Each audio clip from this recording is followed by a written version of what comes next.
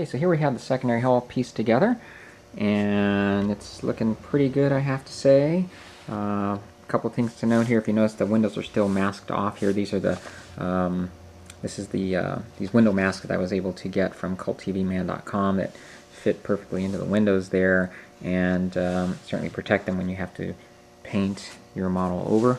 If you're wondering what these strings are here for, they're going to help me fish the wire when I'm ready to attach the nacelles. Here there's a wire that sticks out that powers the nacelle motors, and so I'm just going to tie this to those wires and help me fish the wire through here so I can attach the end pieces to the circuit board here.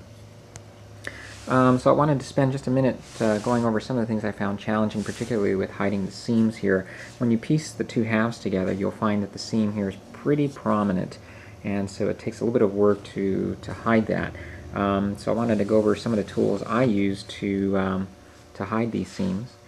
And so what I used here was, for the most part, was Mr. Hobby's dissolved putty. This is something I came across on one of the tutorials on YouTube, and I found this really helpful. I found it much easier to work with than the paste. This stuff is soft enough that you can apply with a brush, and so when I pieced the model together, I laid down 2 strips of drafting masking tape that has a little less tack than the painter's masking tape. I just didn't want to take a chance of taking off any of the undercoat. Wanted to preserve that as much as I could. And so then after I did that, I applied the dissolved putty along the seam here as well as the bottom seam as well.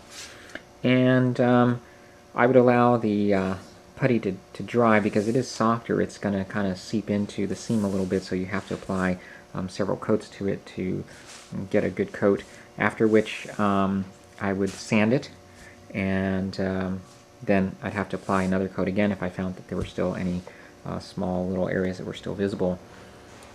So the neck area, those pieces fitted a lot more tightly together, and when you have plastic that joins together that closely, I found out you don't really have to use putty all the time.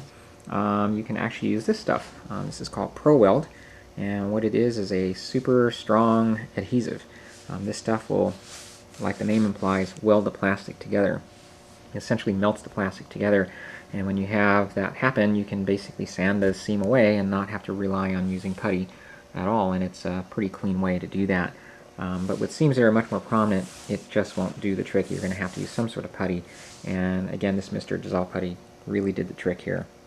Now, one thing that I again found useful to hide or mask these little areas off here, like here, was to use, again, liquid mask. This is, again, a great tool to use. When you do use it, you have to apply several coats, meaning that you apply one coat, let it dry, apply another coat, let it dry. In the end, what you want is a nice thick coat so that when you paint it over and it dries over and you want to re-expose the area, you have a nice thick film to be able to peel off there. Otherwise, it makes it a little difficult to work with. Now, as for sandpaper, what I use, let me just show you here. I use this tool particularly I found useful. The sanding block here I found at a local hobby shop, and wrapped around it is this 600 grit paper. What's nice about this is because this is a rounded surface, you're able to maintain a pretty good contact without hitting some of the other parts of the model there that you don't want to sand. And so you smooth that over. Once you smooth that over, you're going to have to go with finer and finer sandpaper. So you go from the 600 grit down to some of these other finer grits here.